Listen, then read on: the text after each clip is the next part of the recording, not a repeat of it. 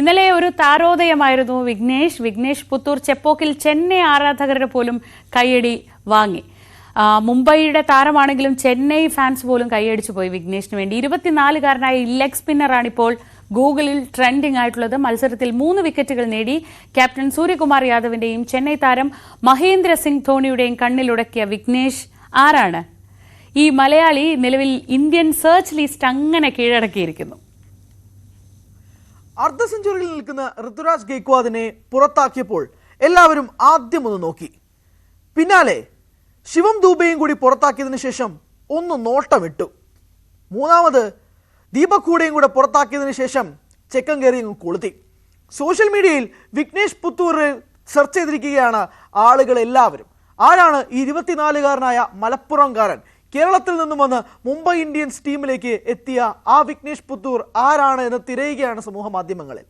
ആദ്യ ഇന്നിംഗ്സിൽ Mumbai Indians 154 runs host ചെയ്തതിനു ശേഷം പിന്നാലെ ഇമ്പാക്ട് പ്ലെയർ ആയിട്ട് വന്നതാണ് വിഘ്നേഷ് പുത്തൂർ, അതും രോഹിത് ശർമ്മയ്ക്ക് പകരമായി. വിഘ്നേഷ് പുത്തൂറിന്റെ ആദ്യ ഓവറിലാണ് ക്യാപ്റ്റൻ ഋതുരാജ് ഗെയ്ക്വാദ് പുറത്താകുന്നത്. രണ്ടാമത്തെ ഓവറിൽ ശിവം ദുബെയും പുറത്താക്കി. മൂന്നാമത്തെ ഓവറിൽ ദീപക് ഹൂഡയും വിഘ്നേഷ് പുത്തൂർ പുറത്താക്കി. ആരാണ് വിഘ്നേഷ് പുത്തൂർ എന്ന മലപ്പുറംകാരൻ എന്നുള്ളതാണ് ഇപ്പോഴത്തെ ചോദ്യം.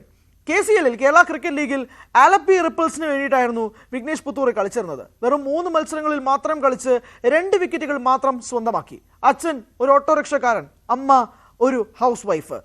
IPL ലേലം നടക്കുന്ന സമയത്ത് പോലും വിഘ്നേഷിന് തന്നെ ഒരു ഫ്രാഞ്ചൈസും ടീമിൽ എടുക്കില്ല എന്ന് ഉറപ്പിച്ചിരുന്ന് TV പോലും അടച്ചു പോയിരുന്നപ്പോഴാണ് മുംബൈ ഇന്ത്യൻസ് തന്നെ ബേസ് പ്രൈസായ 30 ലക്ഷം രൂപയ്ക്ക് നിന്ന് എടുത്തതായി വിഘ്നേഷ് പുത്തൂർ മനസ്സിലാക്കുന്നത്.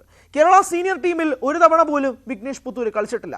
കളിച്ചതാവട്ടെ അണ്ടർ 14-ലും അണ്ടർ 19-ലുമാണ്. അതിൽ നിന്നാണ് മുംബൈ ഇന്ത്യൻസ് വിഘ്നേഷിനെ എടുക്കുന്നത്.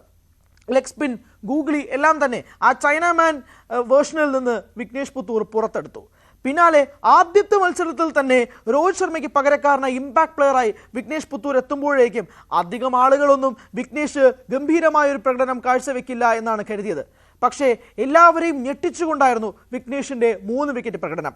മത്സരത്തിൽ ഒരു ഘട്ടത്തിൽ പോലും മുംബൈക്ക് ആധിപത്യം സ്ഥാപിച്ചില്ല എന്ന് പറയാമെങ്കിൽ പോലും മുംബൈക്ക് വളരെയധികം ആത്മവിശ്വാസം നൽകുന്നതായിരുന്നു വിഘ്നേഷ് പുത്തൂറിന്റെ പ്രകടനം.